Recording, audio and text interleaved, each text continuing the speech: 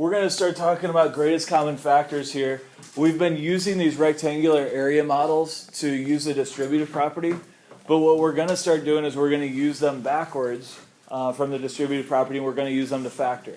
And the first thing we need to know how to do to factor an expression is to find the GCF. So let's just take this thing here, this term, greatest common factor, one word at a time. Let's talk about what a factor is first. What is a factor? Somebody complete that sentence for me. Factors are numbers that you blank to get another number. What do you do with factors? Multiply. So factors are numbers that you multiply together to get another number. So for example, let me write this in first.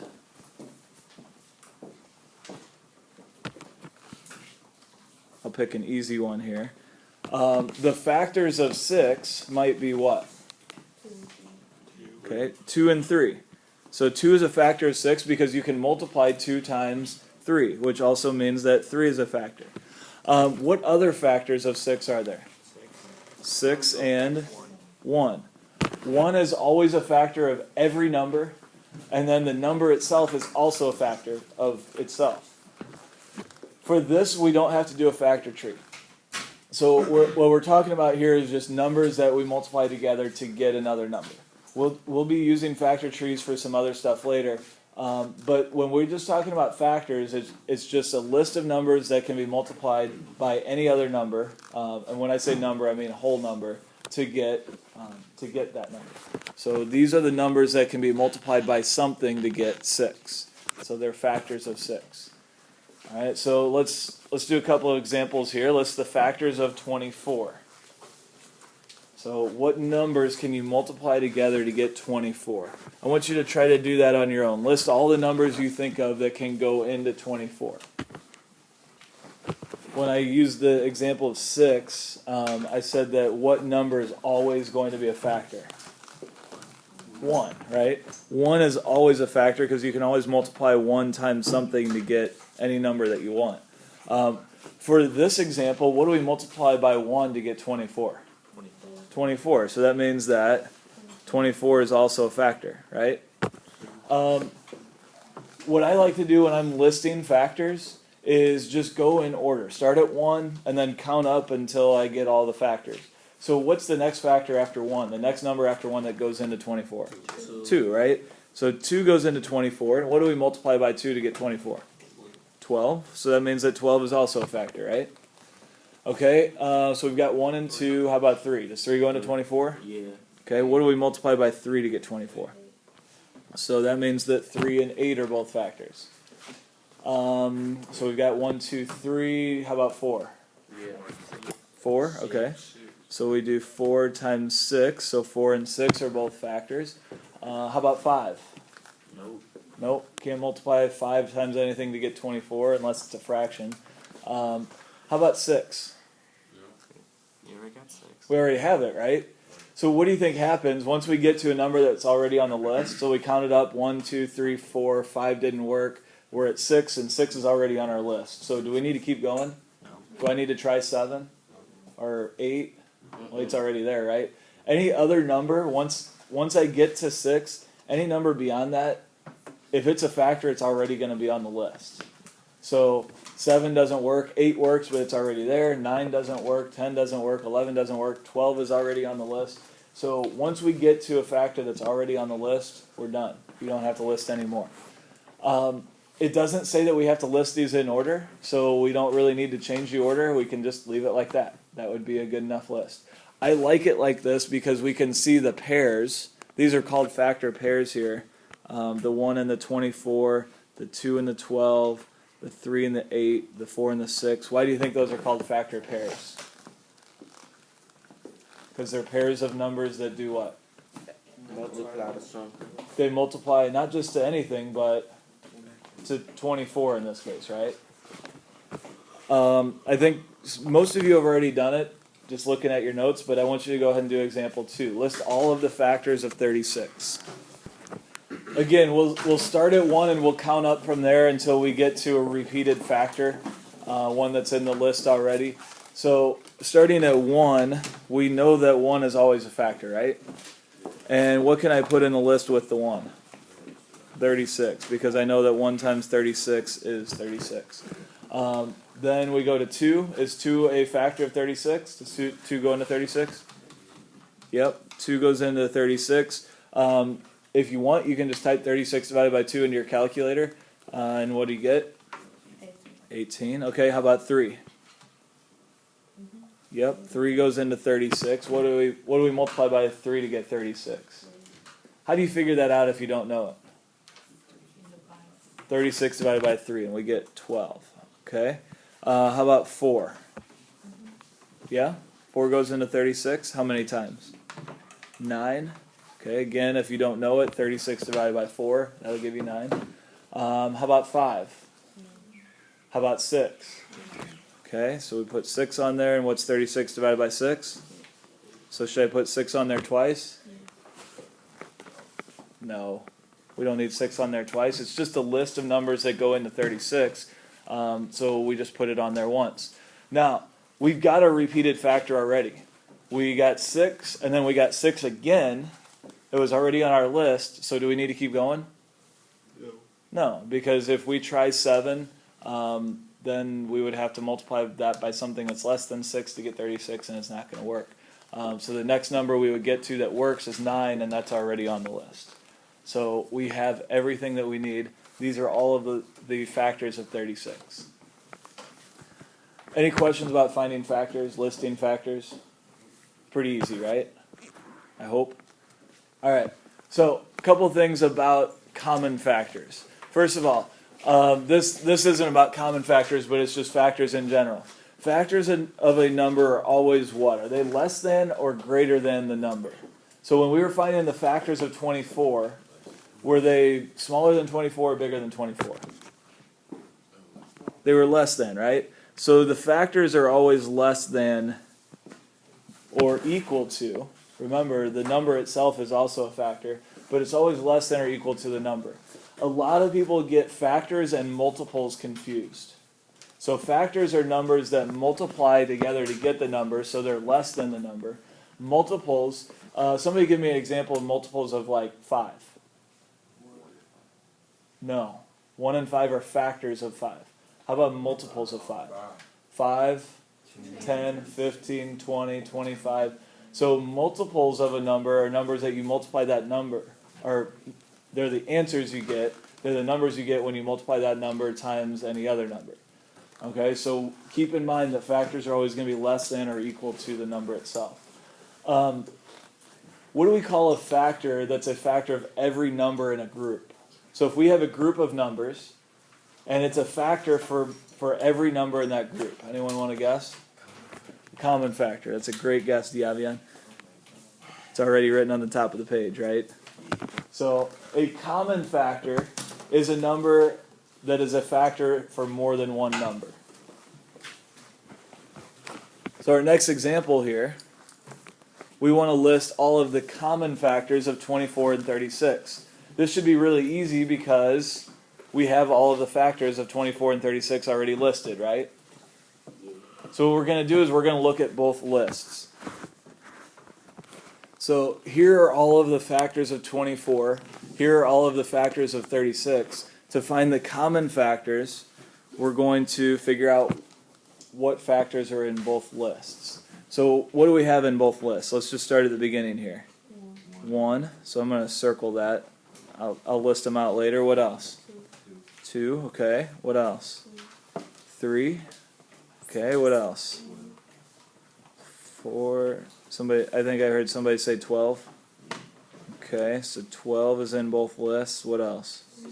6. Okay. What else? That's it. All right. So we don't really have to list these in any particular order. I'm going to go from smallest to biggest. So the common factors, you don't have to write this down, but I'm going to write it just so there's no confusion about what's going on up here. The common factors are going to be 1. Help me out. Let's go in order. 1, then what? 2, Then what? 3, 4, Then what? 4, Then what? 6, Then what? Then what? 18, Is 18 in both lists? No. So 18 is not a common factor because it's only in the first one, right? So this list here is a list of all the common factors. We're getting really close to the greatest common factor, right? So we talked about what factors are. Now we've talked about what common factors are. So what's going to be a greatest common factor? Well, first of all, we're going to abbreviate it. How do we abbreviate greatest common factor? GCF. And it's the largest of all of the what? Numbers. What numbers? Factors. What factors? Common factors. So if you take that list that we just made, that was a list of common factors. It's the biggest number in that list. So if you look at that list, what is the biggest number in both of them? So what is the GCF of 24 and 36? Look at those lists. Actually, look at your example 3. What's the biggest number in that list? 12. So the greatest common factor is 12. Now, what we've done here is a great way to find the GCF if the numbers are really easy to work with. The numbers 24 and 36, those are pretty easy to work with. So one way to find the GCF, and this is what we just did here. So one way to find the GCF of two numbers is to list all of the what? What did we do? Example 1 and example 2, we listed all of the factors. So we just listed the factors of the number and picked the what? Which number do we pick that's a factor of both numbers? The biggest one, or the largest. So we're going to pick the largest number that is a factor of both numbers. So this is exactly what the GCF is. You list out all the factors, you pick the biggest one that is in both lists. That's if you want to find the GCF of two numbers. This way works great if the numbers are easy to work with. If the numbers are bigger, or there's variables in it, or you have 3 different numbers that you want to find the GCF of, if the problem gets a little more complicated, then doing it that way gets a little bit trickier. Sometimes you forget some of the factors, sometimes you just miss something, sometimes you make mistakes doing it that way. So there's another way to do it that might be a little bit more work with smaller numbers, but it actually saves you a lot of work with bigger numbers. So the first step is to write the prime factorization of each number. So when we say prime factorization, what is it that we need to do to find the prime factorization? Factor tree. So we're going to make a factor tree to start with.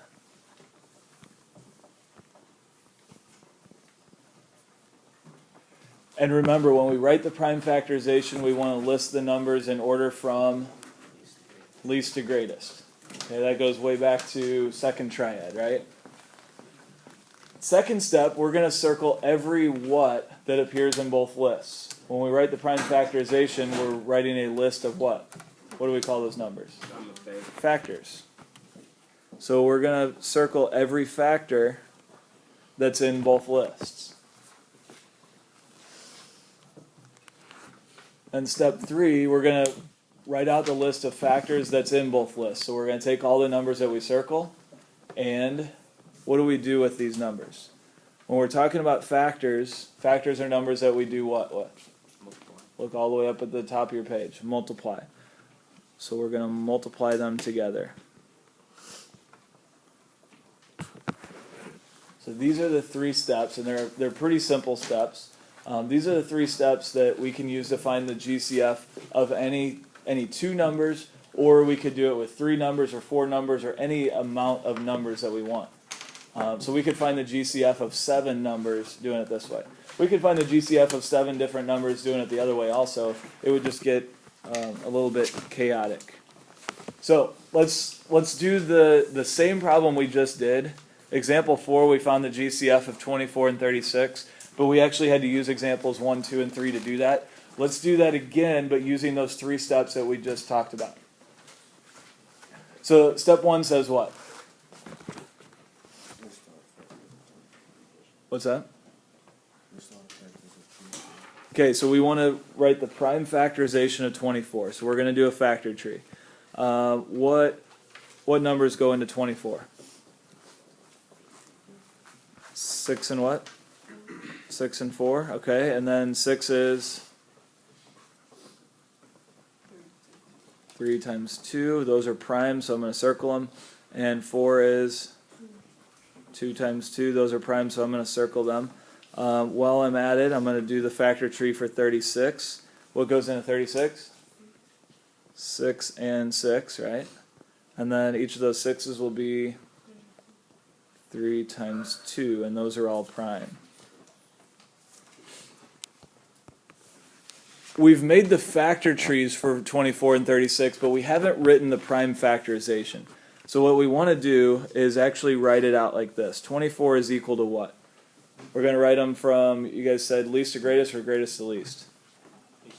Least to greatest. So we're going to do 2 times 3. And 36 is...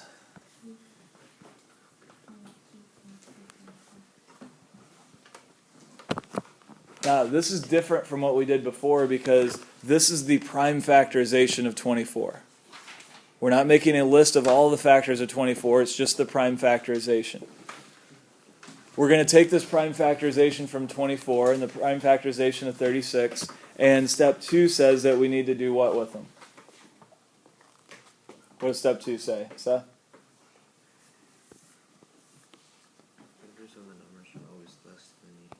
Circle every factor that appears in both lists. So what do we see in both lists? Do we have a 2 in the 36 that goes with this 2? Yeah, so we're going to circle the 2's. Okay, what else, Jesse? What else do we have in both lists? Okay, we have another 2. All right, what else do we have? Brett? 2. We have another 2 in both lists? No 2? No, we have a 2 here, but we don't have 1 here to go with it. So we have a 3 in both lists. Okay, do we have anything else that's in both? No, that's it. All right, so that's step 2. We circle everything that's in both lists. The last step says what? Kishan?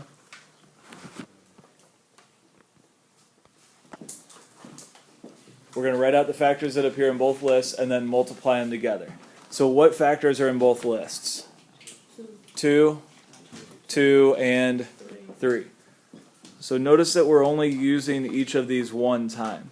Don't start multiplying them all together. We don't want to use this 2 and this 2 and this 2 and this 2 and this 3 and this 3. But we're just going to use each of those once. So our GCF is going to be 2 times 2 times 3 because there's a 2, and a 3 in both lists. And what is 2 times 2 times 3? 12. Did we get the same answer we got in example 4? Yeah, we did it a completely different way, right? We did the prime factorization. We found the numbers that were in both lists, and then we multiply those numbers together and we get the GCF. This right here is the way we're going to do it. Okay? Because the numbers are going to be getting bigger. We're going to start involving some variables. We're going to start looking at the GCF of maybe 3 terms instead of just 2. And when it gets more complicated, this way is a lot easier. What can we do about the way why they small? So this example here, we want to find the GCF of 50 and 60. You could probably do this one in your head. You could think about numbers that go into 50 and numbers that go into 60, and think about the biggest one. This is, I think, a fairly straightforward one because, what do we think the answer is going to be? Alice, what did you say? 10. Okay, Alice thinks the answer is going to be 10. I think I agree with them because I know 10 goes into both of them, and I can't think of anything bigger than 10 that would go into both of them. So let's do it the way we just did it. Let's go through those 3 steps and see if we get the answer that we expect to. So the first thing we're going to do is we're going to do a factor tree. So I'm going to do that down at the bottom here. What goes into 50? 5 and 10. 5 is prime. 10 keeps going. 5 and 2. And then 60. 10 and 6. Both of those keep going. 10 is what? 5 and 2. 6 is... 2 and 3. So we'll rewrite this now. We have 50 is equal to what? Let's go in order. Just going in order just makes it easy for us to see and make sure that we get everything. So 50 is what? How about 2 times 5 times 5? Smallest to biggest. And then 60.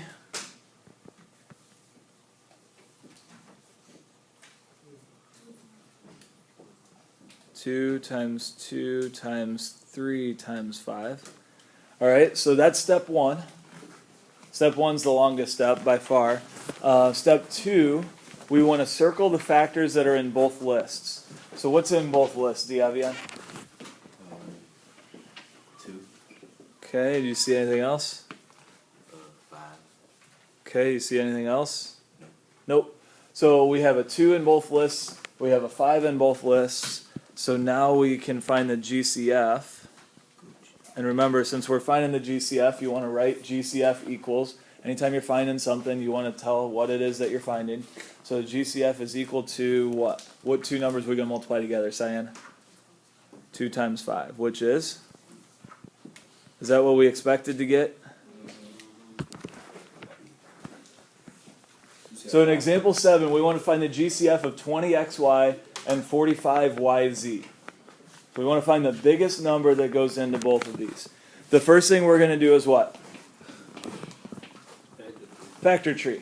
Now, we don't need to include the variables in the factor tree. We'll talk more about variables tomorrow and how we tie them into this, and we'll actually talk about them here in this example too. But we don't need that in the factor tree. So to do the factor tree, I'm just going to do the 20. And 20 is 5 times 4 and 2 times 2. You may have done it differently, but you should get the same numbers. And then the 45 is going to be 9 times 5 and 3 times 3. So the next thing we want to do is we want to rewrite these using the prime factorization. So 20xy is equal to what? What goes first? 2 times 2 times 5 times x times y. All right, and then the 45yz is going to be what? 45 is, Brett?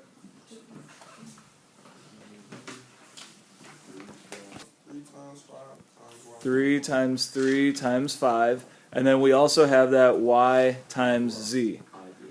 All right, so Courtney, what's a common factor in both lists here? What number goes? What number's in both lists? 2. No, Or wait, what did there's no 2 in this list. What's a number in both lists? So Courtney says we've got a 5 in both lists. What else, Courtney? X, What? Y. There's no x in this list, just a y, right? Yeah. So our GCF then, we multiply everything together that's in both lists. So what's in both lists, Atlas? Breon, have a seat. Atlas, what's in both lists? 5 and a y. So what's our GCF?